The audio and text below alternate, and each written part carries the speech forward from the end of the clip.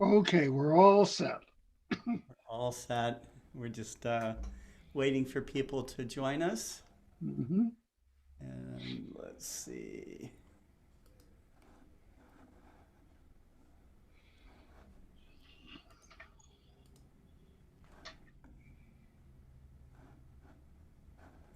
We'll share the program with some of our favorite groups here. Mhm.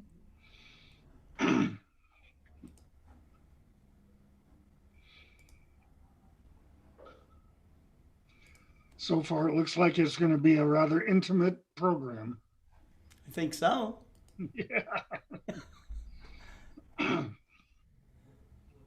I have done, I've done talks for like one or two people, and then I've done talks for like 500 people, you Hmm. know. And with these things, it can get much bigger, of course, but Very fast, yeah. yeah, pretty fast. Yeah. Did you hear that President Biden is meeting with 10 Republicans today, Oh, trying to come up with a compromise about the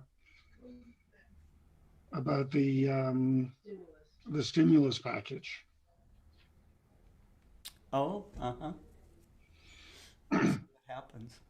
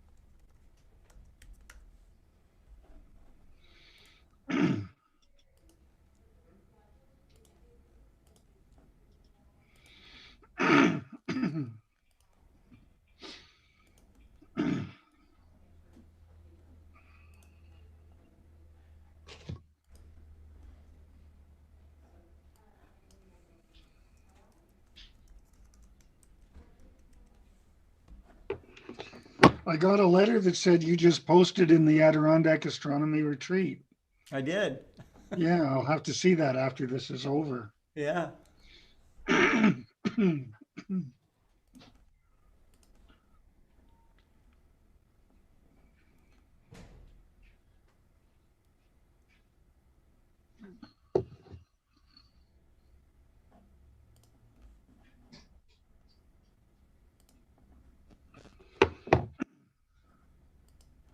There are groups all over the world. You know that? For astronomy. Mm, It's a really yeah. popular.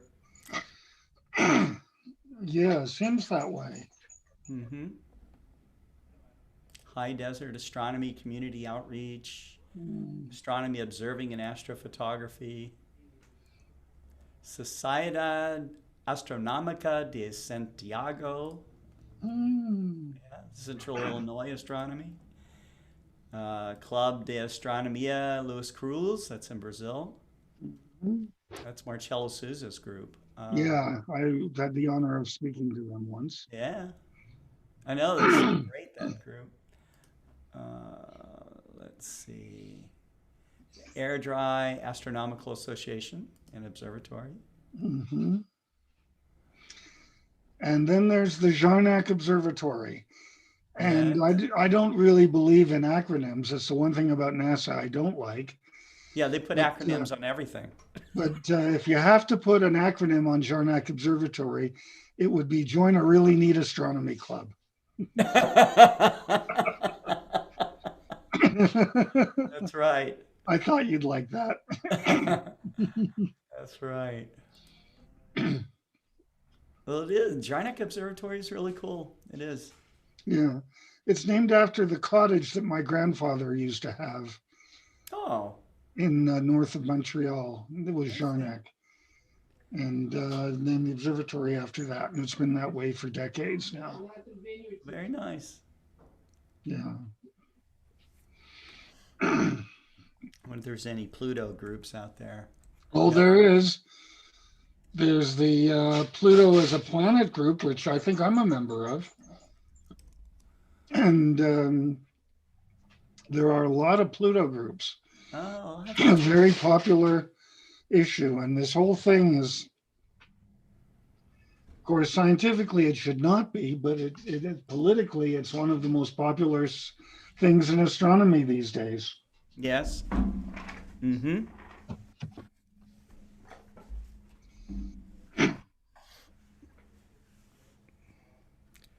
Well, this is this beautiful view here is, of course, a close up of Pluto, and Mm. it's ice and mountains and craters.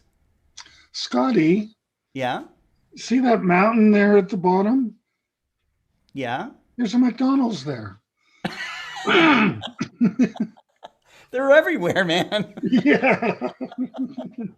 They are everywhere. Yeah. Wendy, do you see that?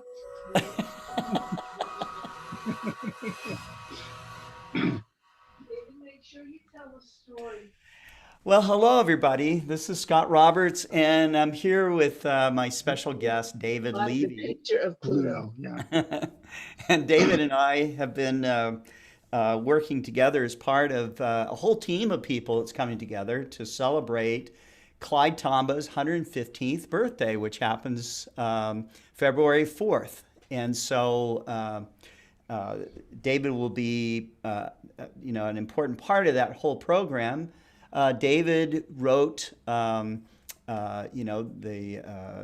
book about Clyde Tombaugh and his discovery of the planet Pluto, and I think that's through Sky Publishing is the way that was published. But you can find it on Amazon.com. And but David, I got to meet Clyde once, but you were friends with Clyde and Patsy Tombaugh, and what We was were very good friends. yes. And so I've heard snippets here and there about Clyde and not only his dedication to astronomy and all the rest of it, but his humor. I heard he was a punster. What was the man like? Well, thanks, Scotty. Thanks for having me here today. I first met Clyde in 1963. I was a sickly asthmatic at the Jewish National Home for Asthmatic Children in Denver. And a cousin of mine wrote to me and said that they're going to have a symposium on the exploration of Mars at the Denver Hilton in June of 1963. And would I like to come with him? And would I like to come with him? What do you think? Yeah, right. Yeah. Anyway, we went there, and the first speaker was Willie Ley, the famous astro artist and everything. I mean, he was something. And he said a joke which was very funny at the time, but I won't repeat it now because it's a little bit off color for today's civilization. Right. But it was funny, and he gave his thing, and it was very nice. And then they opened the meeting to questions. And in those days, if you wanted to ask a question, you had to stand up, go up to the microphone, and when they called on you, you'd have to introduce yourself and then ask your question. The first person was a fairly short man, very, very pleasant at the time. And he said, "My name is Clyde Tombaugh, New Mexico State University." And right away, I fell on the floor. Yeah. I looked at my cousin and I said, I am in the same room as the man who discovered Pluto. Anyway, he asked his questions. First thing he said is, for the last 30 years, I've been studying Mars. And right away I thought, well, now I know what he's been doing since he found Pluto, which was really wrong. He's been doing a lot more than that. But he had a lot of interesting things to say about Mars. And then after that, they had a break. And after the break, the panel got together. And lo and behold, Clyde was on the panel now. They had asked him to join the panel discussion. And that was really very special.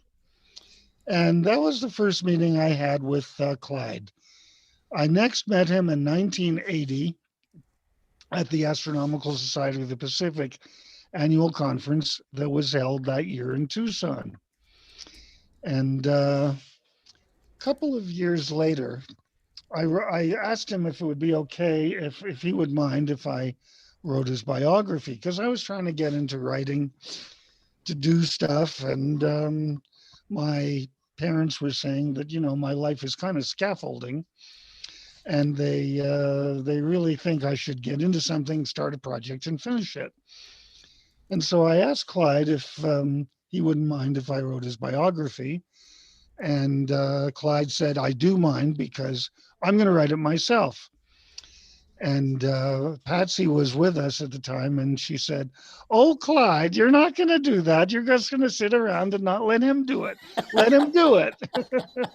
Oh, Clyde. Anyway, I let it go until 1984, late 1984.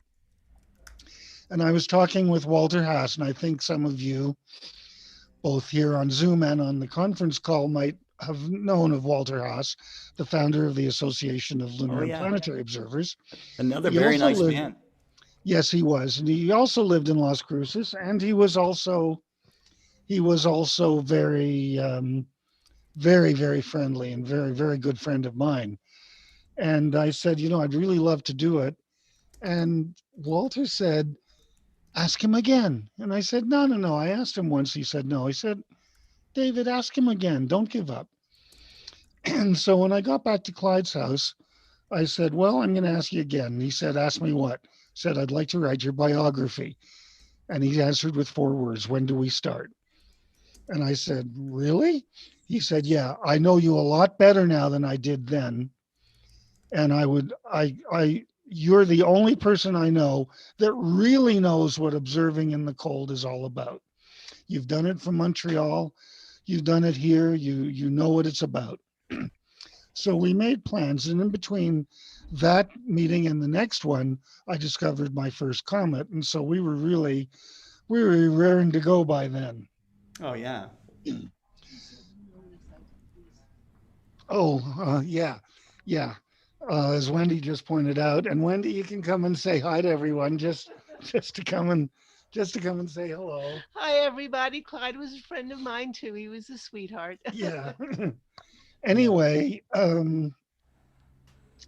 so we started writing, and we talked about the discovery. We talked about the rest of his life, his years at White Sands, his time at Lowell before that, and how he was dismissed from Lowell Observatory in 1945. We talked about his later years at New Mexico State and where he was right around the time we ended the project. But as Clyde grew older, he began to get increasingly nervous about the status of his planet. And he told me that he's very worried that one day somebody is going to declare that Pluto is no longer a planet. And he says, they're going to take my signature discovery away from me. And they did. And it wasn't while he was alive, but it was while Patsy was still alive. And I miss Patsy now. She's no longer with us. But with all due respect and love for Patsy, I think she was mistaken when she said that Clyde was a scientist and he would have accepted the demotion of Pluto. I don't think so.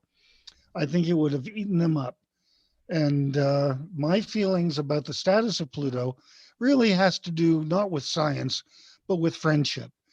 And I really listened to him over and over again talk about what his legacy would be. And it was really kind of sad until I got a letter from a friend of mine, Mm-hmm. it was on 2016. It was some years ago now, and it was a simple listing of everything in the sky, moons of planets, um, asteroids, all kinds of things named for characters out of Shakespeare. And I noticed that the list was several pages long.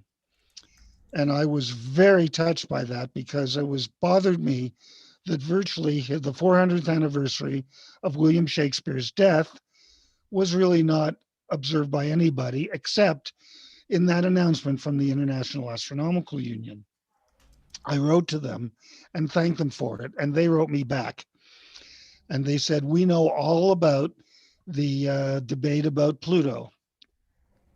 We think we did the right thing, but we think we did it in the wrong way.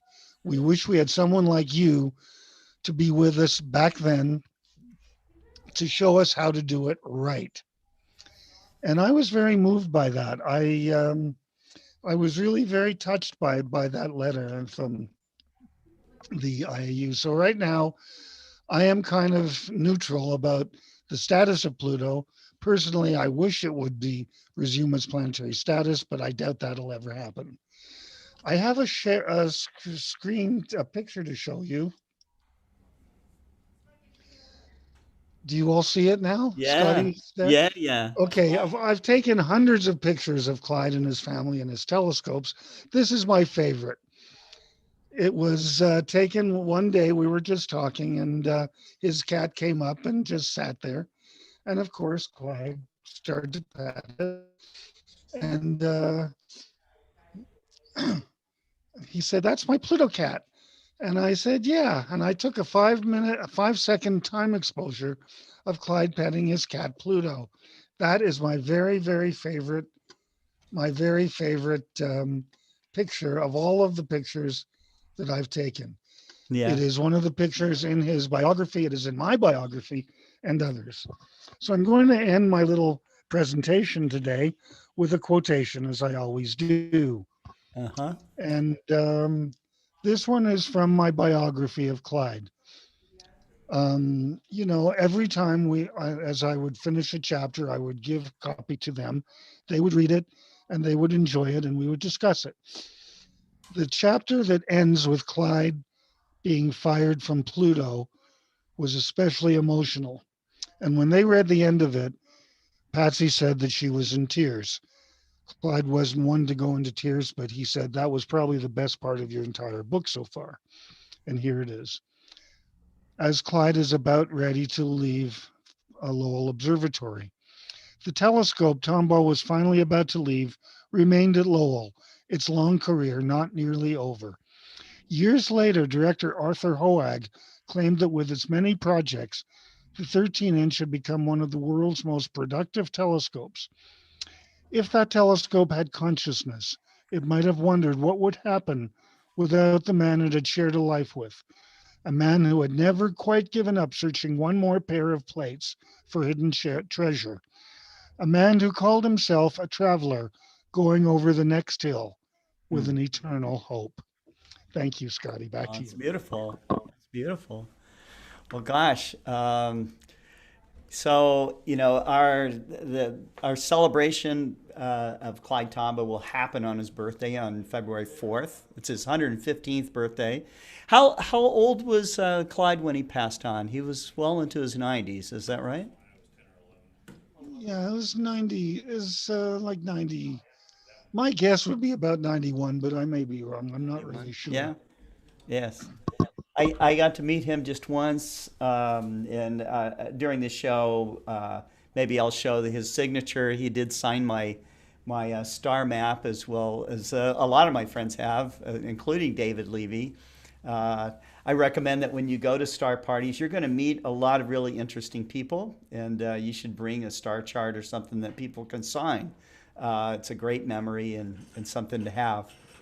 But I did want to give you updates as to what's happening with us this week, in addition to preparing for the 31st Global Star Party, which is not going to be tomorrow night. It's going to be Thursday night on the 4th, celebrating Clyde Tombaugh's birthday. We are also preparing for the virtual Winter Star Party, and so we are shooting we're shooting videos all day long leading up to the February 8th event, which will be celebrated also with legacy videos from Tippy Dioria, who is the founder of the Winter Star Party, Don Parker, who is an incredible planetary astrophotographer. Scotty, hold Yes. on if I could interrupt for just a second. Clyde was 91. I was right. He was 91. I was Okay. born in 1906 and died in 1997, just 2 months before our wedding. Oh, geez. Okay. Yeah. I'm sure he would have been there. I'm sure he would have. He was too ill to come, but after he passed away, one of Patsy's first optimistic things was that she said, "I can go to your wedding now," and I'm going to. He was there. Well, that's great. That's great. And Patty, she was I think also a very nice, wonderful woman. What was it like for? She was married to him for a long time, I guess. Many, many years, since the mid 30s, and she was an artist, and she studies art, and was one. They started to get together, and um, his way of proposing, his sort of scientific way of proposing to her, Okay. was he said, "I'm going to spend the summer out at Lowell. I was wondering if you'd like to come with me." And in those days, a girl would not go out with a boy unless the boy planned to marry her. All And right. when she accepted, she assumed that was a proposal for That was a marriage. marriage proposal. Yeah. That was the best I could do. Yeah. It was almost as good as the one I made with Wendy, and I asked her if I could. I told Clyde that I had proposed to Wendy, and Clyde looked up. He said, "A proposal? Was it funded?"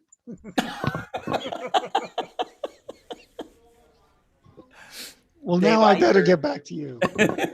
Dave Eicher was telling me how all the puns that Clyde Tombaugh would tell and stuff. So, I hope that during this particular event with David Levy, who knew Clyde so well, David Eicher, who also knew Clyde, that you'll get a sense of who the man was. From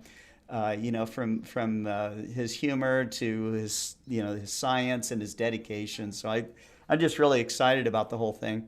In Did I addition, interrupt you one more time, Scotty?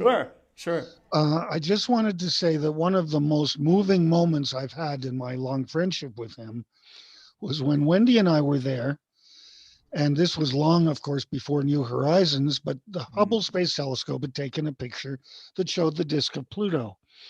And I was able to show it on my laptop at the time. I had one of my first laptops. Hmm. And it was running on battery, and I moved the laptop.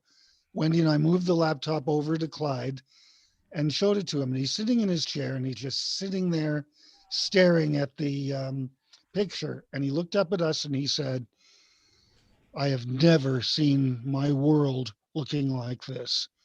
I've Yeah. always seen it as a starry point in the sky. This is the first time I've ever seen it looking like a world." Wow. And it was a very emotional moment, I think. Oh And now yeah. finally back to you, Scotty. Well, feel free at any time to jump in. It's okay. But a question Steve Malia has for you. He wants to know. Excuse me, Ron Delvaux. He says he wants to know, did he enjoy the SL9 comet impact on Jupiter in '94? Oh yeah, he did. Yeah? I remember after the impact, I was at home for a while. Then I went to Montreal, and on the way back from Montreal, I stopped in Las Cruces and visited Clyde. And that same night, like in the middle of the night, 1 a.m, Clyde started calculating the amount of water that was deposited on Pluto by the impacts. Oh, And he geez. says it's about enough to make a large lake, like one of the Great Lakes, but it was quite a substantial amount of water. Oh, wow. And I was really glad that Clyde himself made that contribution to Yeah, the studies of SL9. sure, What, Wendy? sure. And he did the calculation in his head. In his head. In his head, yeah. Yeah. Wow. Well, that's impressive. Yeah. That's impressive. I have a question about Clyde. I mean, was he a gifted mathematician as well, or physics? Oh boy, was he ever. In Hmm. fact, as a teenager working on the farm in Kansas, Yeah. he calculated in his head the number of cubic inches in Betelgeuse. In his head. Yeah, and that's in the biography somewhere. I said the answer in case you too have been wondering, and then I gave the Yeah. answer. I forgot what it was, but Wow. he calculated that in his head. He loved math. He Yeah. loved science. Yes. And the interesting thing, there were two things. Whenever an astronomy program would appear on television, Mm-hmm. he would drop what he's doing and insist that everybody watch it with him. And the other thing is that he always wanted to tell us and tell me how he found Pluto. And every time we said, I have to tell him how I found Pluto. Oh, Clyde, you've told him 1,000 times. I think he knows. Oh, but I forgot this part. And then he'd tell me the whole story again. And I never got bored by it. Oh no, how could you? I mean, Yeah. it's No, that was a very, very special mm, friendship. yes, yes. Wow, well, that's I have a wonderful. pun for you.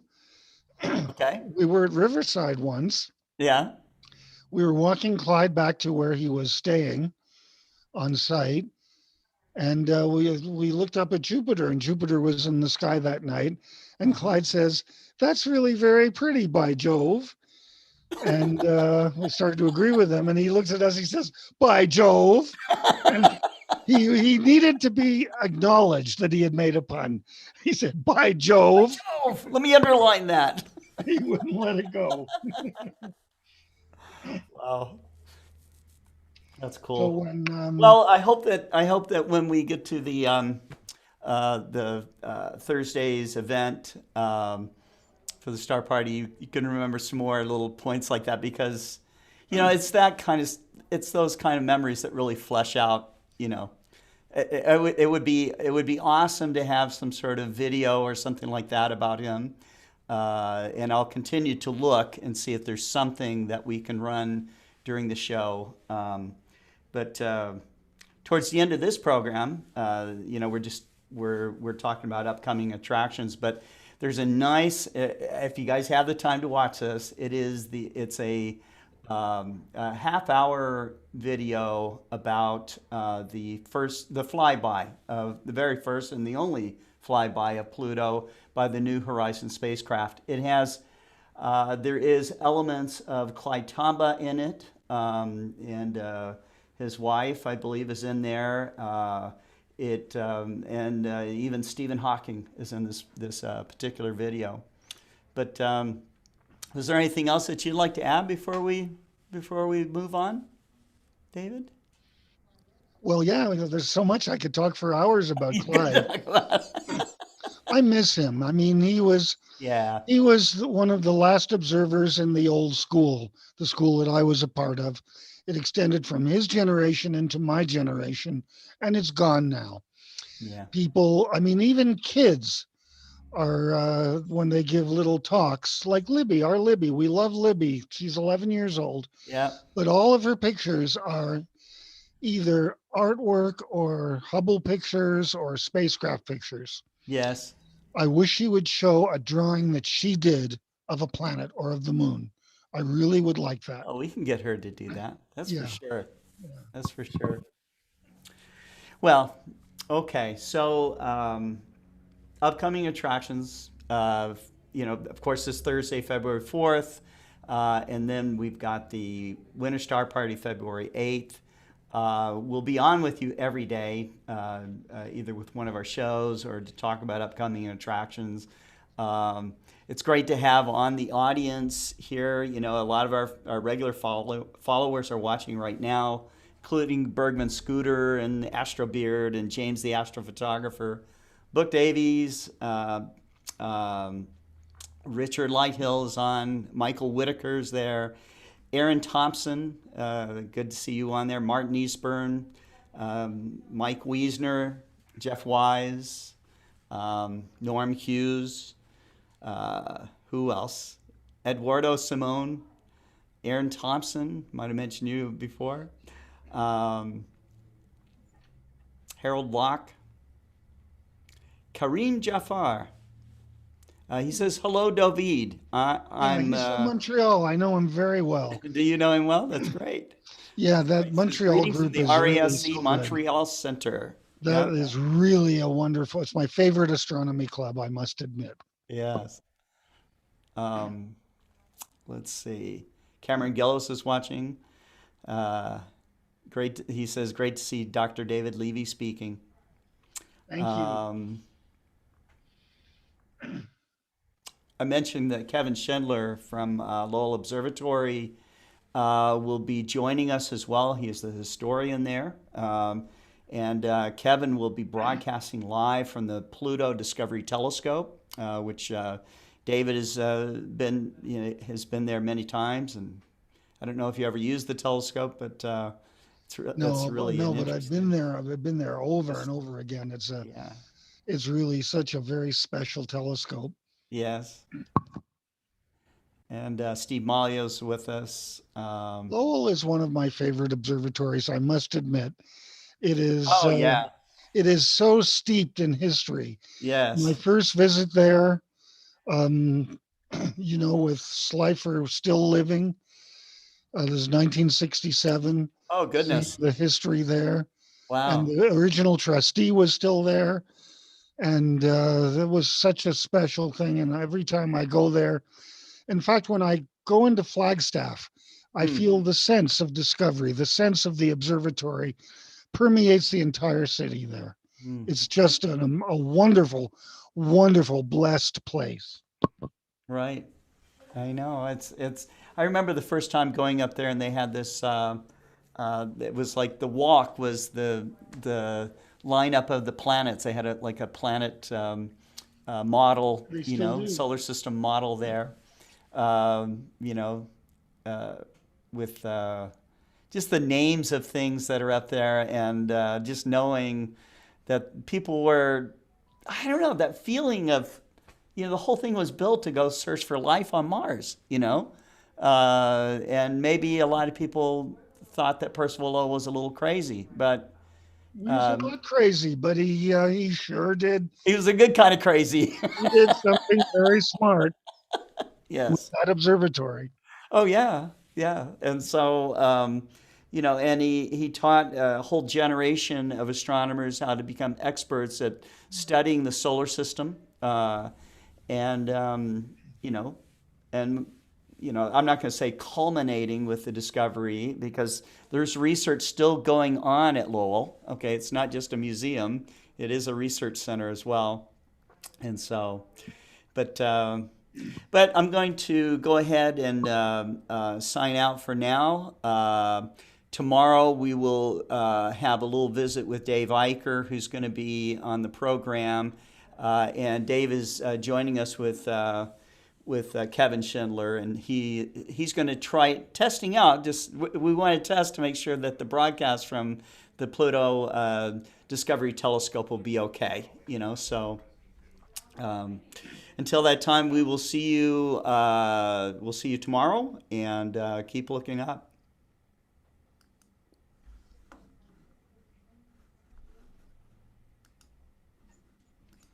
I would like to congratulate the New Horizons team and NASA on their pioneering, decade-long mission to explore the Pluto system and the Kuiper Belt. Billions of miles from Earth, this little robotic spacecraft will show us the first glimpse of mysterious Pluto, the distant icy world on the very edge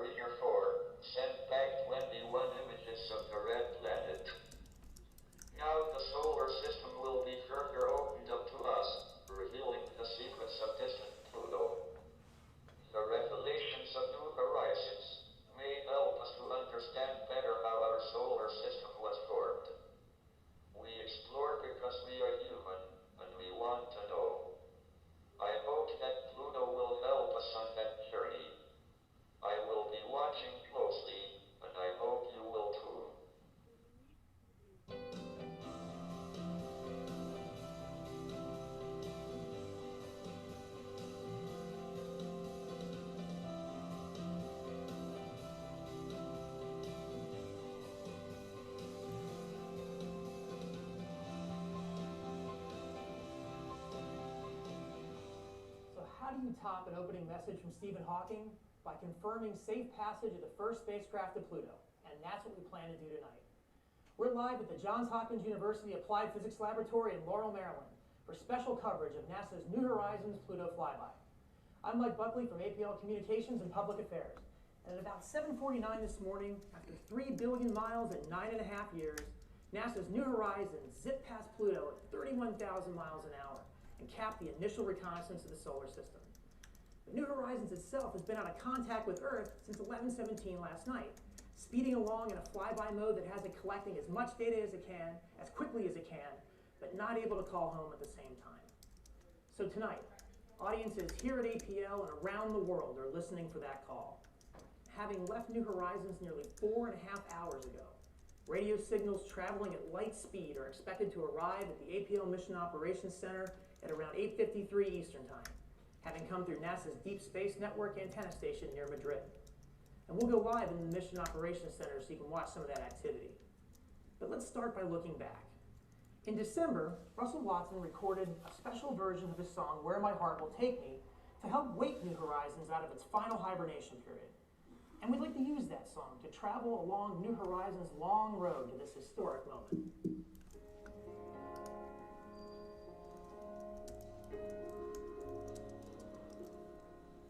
It's been a long road, and getting from there to here, it's been a long time, but my time is finally here. I can feel a change in you right now, nothing's in my way, and I'm not gonna hold it down, no, I'm not gonna hold it down, 'cause I've got faith, I'm going where my heart will take me, I've got faith to believe I can do anything, I've got strength of the soul, those good big or break me, I can reach every star, I've got faith, faith of the heart.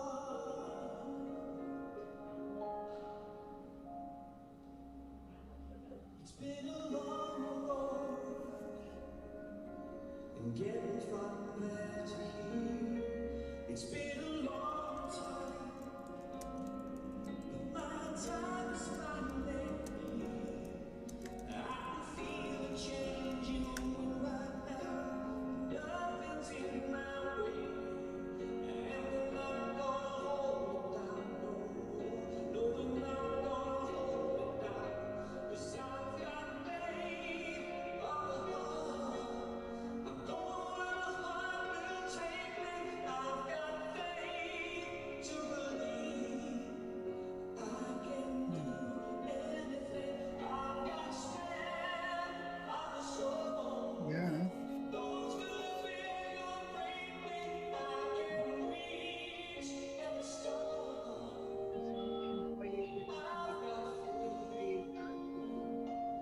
I've got faith, faith of the heart.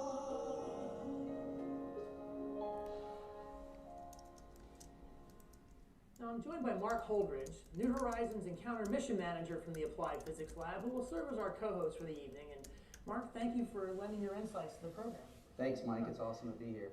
Let's take a quick look into the Mission Operations Center here at APL. And Mark, I'll ask you to look around and kind of describe what's happening in there, who's sitting where, and what's going on in that room. Well, right now the engineering team is assembling, and looks like they're pretty well assembled. And the flight control team is going to be checking in with the Madrid station at the Deep Space Network. That's where the data is going to be coming in from tonight. And so they'll be doing comm checks, both voice and data, to make sure everything's configured right for tonight's contact. I mean, that's the kind of thing you have to do ahead of time. It's almost like just calling to make sure they're home, right? That you have that right connection. That's right. Okay, well, we'll start with something else. So we've now been joined by New Horizons project scientist Hal Weaver, familiar face to those who've been watching our programs. And Hal, first, welcome. Thank Glad you. you can join us. And I tell you what, there may be some folks who are just picking up the New Horizons story. So let's just answer that one question. Why New Horizons? Why Pluto? Yeah, well, we're here tonight because it's been 9.5 years. We finally, this is the payday, flying just about 7,500 miles above the surface of Pluto. You know, being 3 billion miles away from home, you know, you're worried, this is deep space. We haven't contacted the spacecraft in almost a whole day. It's been really, really busy. If it's been following our directions, making all these wonderful measurements of the Pluto system, and we want to take a little bit of a. We want to get the spacecraft to turn back to the Earth and give us a little snippet of engineering data that'll tell us everything is okay before going back and making more wonderful observations of Pluto.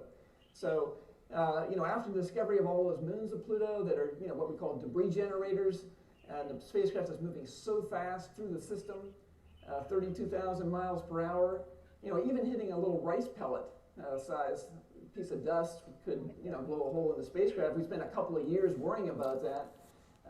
We finally got to the point where we realized that we were flying through the safest part of the Pluto system, the part that was cleared out by Sharon. Extremely unlikely that anything bad will happen to the spacecraft, but we won't know for sure until we get the word tonight. Well, I mean, that's what happens. You're flying into the unknown. Yeah. Part of this exploration, this part of space, into a zone that we just don't know really anything about. You're going to someplace you don't know. I think that maybe that seems some of the anxiety why this has some people on edge. Yeah, that's exactly right. Okay.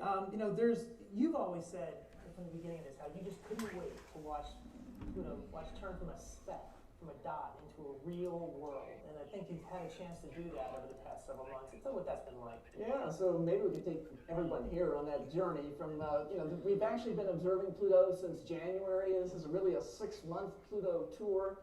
If we can bring up the slides and show you where we started from, this is the best we could do in January, and keep going. You go to the next one, it's just getting better. Next one, Color there, yeah. better. It's becoming a real world. Not these little pinpoints. Look at all the structures on this thing. It looks like they're craters, these, all this incredible structure, and, pointing out with the, possible cliffs. We had the heart, the whale, all of these features on Pluto's surface that we've been naming, coating them with beautiful color. And finally, the image that we had today, the best detail yet. And now, in false color, this isn't what the eye would see, but this is, it's not a cheat. These are real colors that we've taken with our color camera, and just looking at the differences and stretching the images so that you can see the contrast between one piece of the, one portion of the planet and the other. And it's just remarkable how much diversity there is on Pluto. And you see the heart there actually gets broken into two parts, two ventricles, almost. So, and to think that the data that we get tomorrow, the images that we get tomorrow are going to be 10 times higher resolution than those images that we were just now showing from earlier today. I mean, so much to look forward to. Yeah. Even for what's coming back here. Take us into steps too, because I think some folks, there's a lot of excitement that's been happening. Even just today to see that, the immediate, it's going to require a little bit of patience, isn't it? Yeah, that's true. I mean, we've picked out some of the choices observations to, Hi, Carolyn. some representative data from each of the instruments on New Horizons to send back over the next couple of days. We take a lot more than what we're going to be sending back right now. We're taking thousands of images, and it's going to take quite a while for us to get all of the data down. It'll in fact take more than a year to get all of the data down, but I think that from what we get in the next week, we get a good, we're going to get a great idea of exactly how complex the Pluto system is and what's in store for us as we sit there on our, in our computers during the next year and watch those images come in and the spectra come in. We're getting the composition. We're measuring the properties of the atmosphere. All of these things that we'll be doing. It's just it's going to be a treasure trove of scientific results. get through tonight, and boy, do we have a lot to look forward to, right? Oh, absolutely, yes. Okay, Hal, thanks for joining us. I appreciate that. Okay, so let's go back into mission operations. And, Mark, you've been a mission operations manager on several projects. The near mission around asteroid Eros comes to mind. And, how do you prepare for a moment like tonight? I mean, you see this all the time. You're getting signals back in space. But on a night like tonight, it's a big one. Yeah, I think this is a very special night. They're going to bring up all their favorite displays to look at the telemetry they're used to looking at, to assess the systems. They know they have about 15 minutes to do their assessment and before they're polled. I'm sure they're all set up and ready to go, so there's sort of like this long quiet period where they start reflecting back on the mission, like a lot of us are tonight, and they start telling stories and sort of reflecting on some of the good times and some of the not so good times. What are they listening for in mission operations tonight? Well, initially they're going to be listening for and looking for lock on the carrier, the signal from the spacecraft, and then it takes a little while before the receiver's locked up on the bit stream and we get data lock. And at that point, okay, that means that it's talking New Horizons and the ground stations are talking. Yeah, at that point we'll know that the spacecraft's alive and healthy and more than likely configured properly, otherwise it wouldn't be transmitting at the data rate we're looking for. And it'll take a little while though for the packets to come in that the engineers need to look at to make their assessment. And then some time will pass, but I think initially you're going to hear a bit of an uproar coming from the Ops Center once we get to that point. Once that lock is on, right? Once you Yeah. know they've made a connection with New Horizons, Spec 1, and then the next step after that, then as you're saying, is to make sure it's healthy. Yeah, Alice, the mission ops manager, will have to sort of call to order and ask people to start doing what they're there to do, and it's perform their assessment and report status. Okay, so when your spacecraft is 3 billion miles away, there's no such thing as real-time operations. I mean, the signal that New Horizons sends home tonight actually left the spacecraft some 4.5 hours ago. Now, if we take a look at New Horizons now through NASA's Eyes on the Solar System program, we can see the spacecraft is some 400,000 miles past Pluto. I mean, going through its post-flyby observations of the system, it still has some work to do as it's passed here, and you can see this on here. Now, you can ride along with New Horizons on eyes.nasa.gov.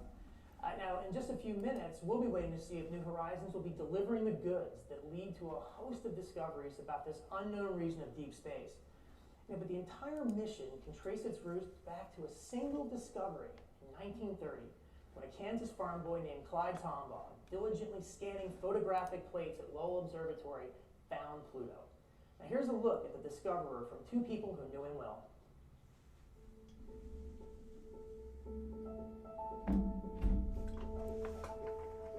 My name is Annette Tombaugh, and I am Clyde Tombaugh's oldest child. I'm Alden Tombaugh. I'm his son.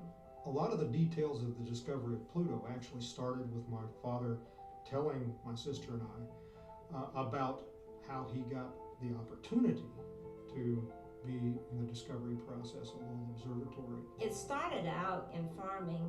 He worked with the soil. When he moved to Kansas, there were a lot of fossils there. And he wondered about life on other worlds, other planets. He didn't have the opportunity at that time to go to college. They had had several bad years of crop because of the weather conditions. They barely had enough money to reseed their next year's crops. He started out building telescopes, and he enjoyed working with glass.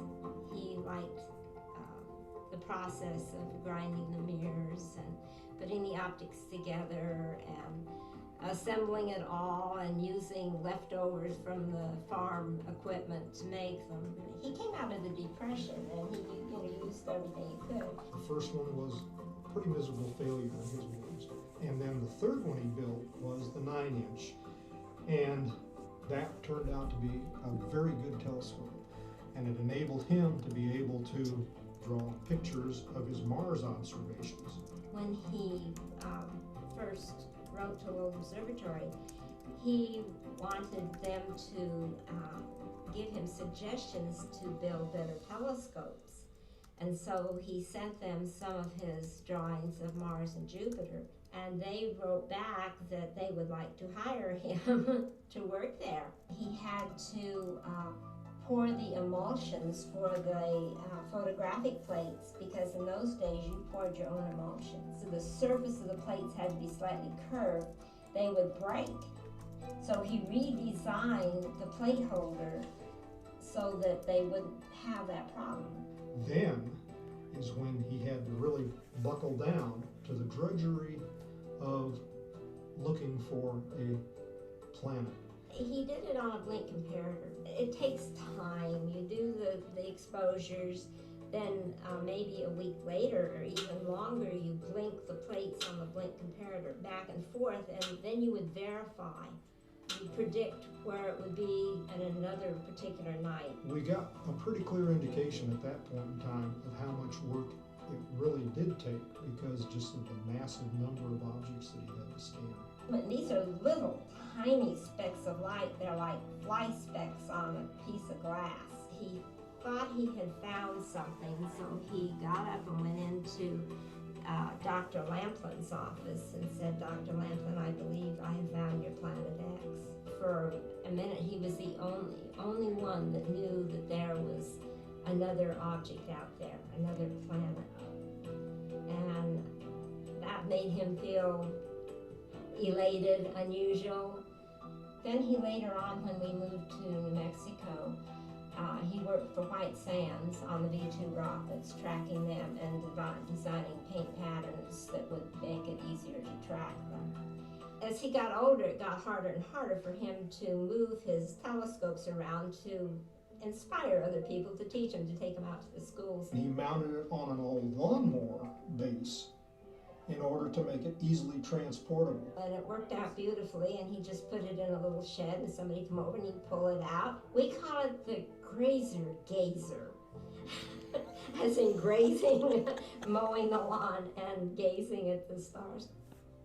I think my dad would be thrilled with the New Horizon. I mean, who wouldn't be? When he looked at Pluto, it was just a speck of light. Some of my father's ashes are on that spacecraft, and part of him got to visit the speck on the plates that he discovered in 1930. It's going to be something that has become an integral part of our lives and our families' lives. He would have been astounded. And I'm sure that to have the planet that you discovered better defined, better understood, it would have meant so much to him. Mark, there's a lot of history around APL this week as we celebrate, New Horizons' own historic achievement. Today marks the 50th anniversary of Mariner 4's flight to Mars, which gave us our first close-up look at the red planet.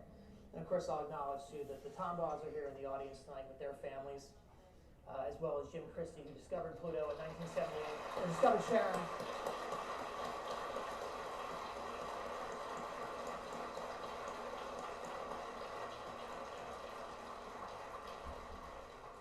Only one discovery of Pluto, one that Jim Christie discovered Sharon in 1978. We're also joined Sylvia Day Thomas here with us this week, the daughter of Gerard Kuiper, the namesake of the vast Kuiper Belt where Pluto resides. Also, too, we have a few of our Pluto pals, kids who were born on the day New Horizons launched or turned 10 on that day on January 19th, 2006. And of course, for those around the world, there's opportunity to join in this conversation on NASA Social through various means. I mean, there's the NASA website, www.nasa.gov/New Horizons, on Twitter, @NASA New Horizons, with the hashtag Pluto Flyby. So many options on social media. In fact, I'm going to check in with Jason Townsend from NASA Social. There has been so much activity on social media today, starting with, before that picture came out this morning, but after that, things just blew up. What's going on, Jason? All right, New Horizons has had an absolutely incredible day online. I mean, the mission and its Pluto flyby, it's been trending all day long, remaining the top stories basically on Facebook and Twitter today. We've had several hours of engagement where our experts have been out from the mission, have been out answering your questions. They've answered hundreds of them through things like a Reddit AMA and Ask Me Anything, which ended up on the front page of Reddit.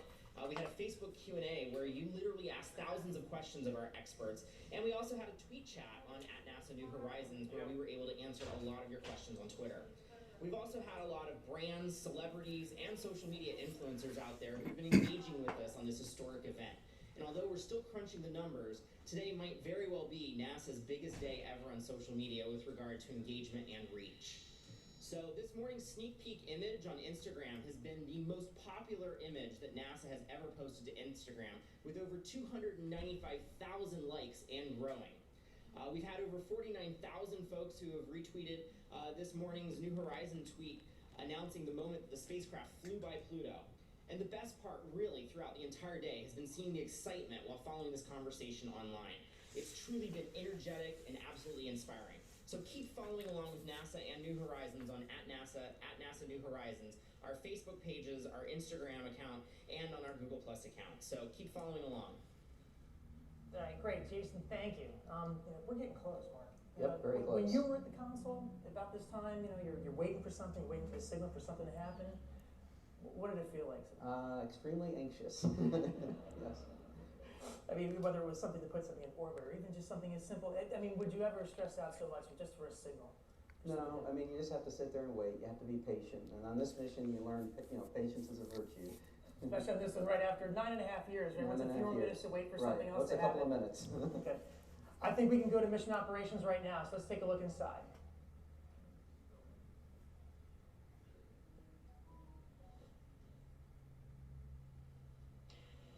Okay, we're in lock with carrier. Stand by for telemetry. Okay.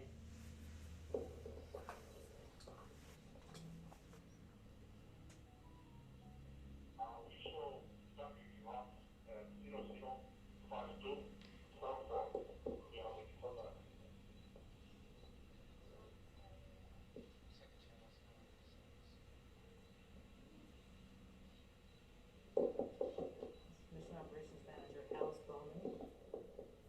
And husband Carl Wittenberg, mission operations team next to her.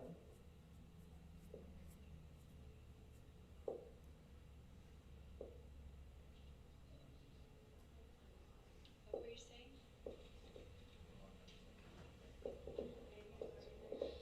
And the Deep Space Network. In lock on symbols. So that's the first step. Getting data. Okay, copy that. We're in lock with telemetry with the spacecraft.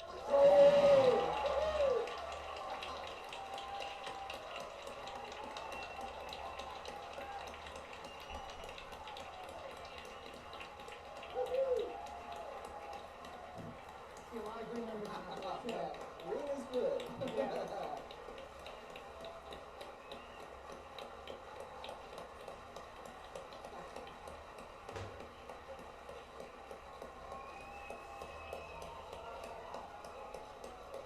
gotta get that, man. Okay, subsystems, as you get a number.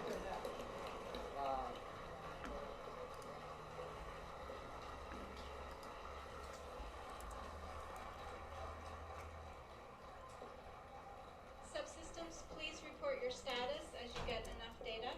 And now the subsystems will be reporting their status.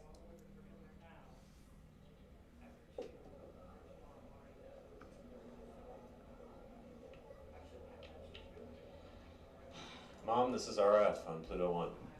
Go ahead, RF. RF is reporting nominal carrier power, nominal symbol to noise ratio for the telemetry.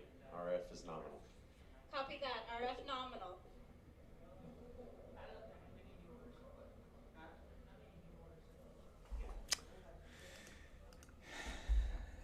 Mom, this is Autonomy on Pluto 1. Go ahead, autonomy. Autonomy is very happy to report nominal status. No rules have fired.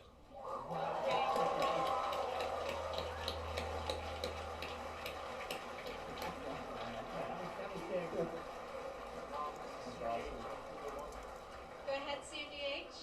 CNDH reports nominal status. Our SSR pointers are where we expect them to be, which means we reported the expected amount of data.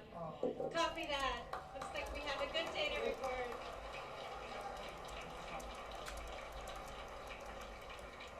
Mom, this is GNC on Pluto 1. Go ahead, GNC. GNC is nominal, all hardware is healthy, and we have a good number of thruster counts. Copy that. GNC is healthy.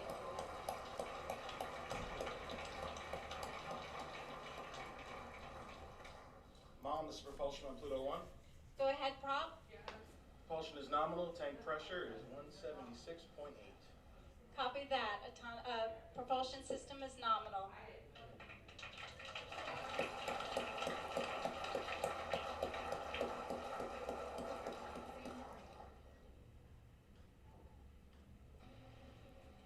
Mom, this is power on Pluto 1.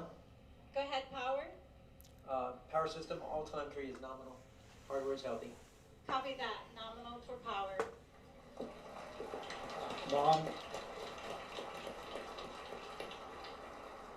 Mom, this is thermal on Pluto 1.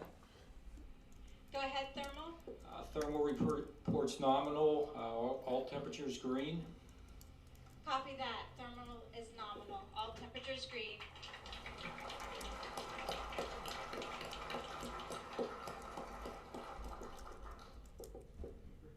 Okay. PI, Mom on Pluto 1. We have a healthy spacecraft. We've recorded data of the Pluto system, and we're outbound for Pluto.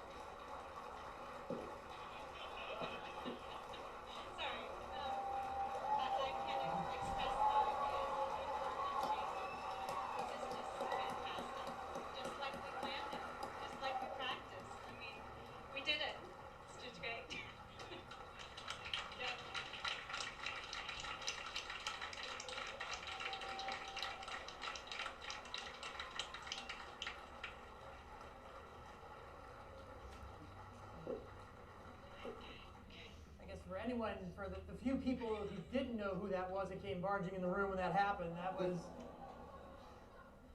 a slightly happy mission principal investigator, Alan Stern, who has just poured so much time, investment, heart, soul, like so many people on the New Horizons team to get to this point. Mark, I guess it's kind of hard to be impartial sitting here to watch this, but your thoughts on it? Well, I can't say, how proud I am to be part of the team and of the team for all the efforts they've made building the spacecraft and testing it and flying it for over 9 years to get to this point. It's really an amazing accomplishment. How often do we unlock the secrets, of a new world? We did that today. How cool is that?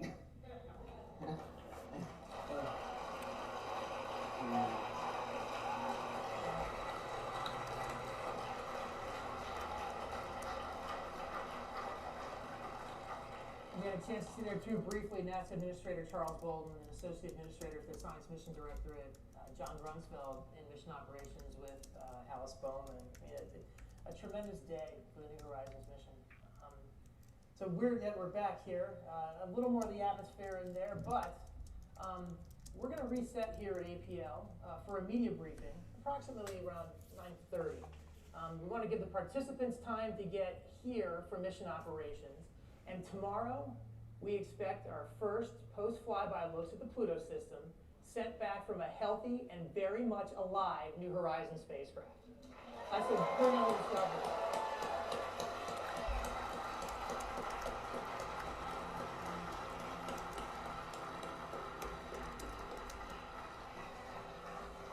So that's our program for tonight.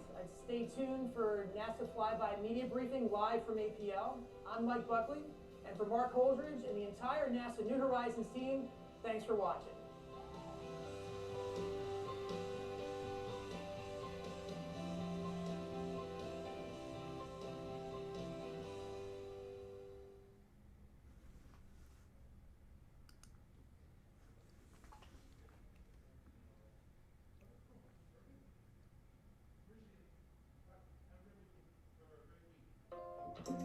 The Southern Cross Astronomical Society of Miami, Florida is proud to present the 2021 Winter Star Party Virtual Edition, February 8th through the 11th.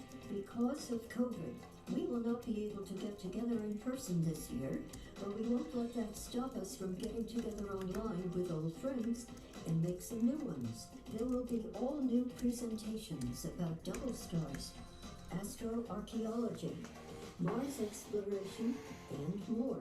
Enjoy classic videos from past winter star parties by Tippy Dioria, Dr. Mike Reynolds, John Dobson, and more.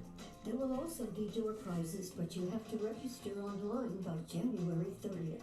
To register, please visit www.scas.org. Go to the Winter Star Party tab. Select 2021 Virtual Winter Star Party from the drop-down menu. Go to the bottom of the page. Enter your name and email address and press register. And best of all, it's free.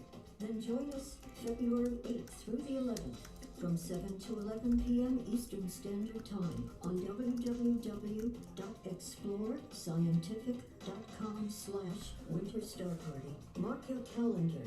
See you there.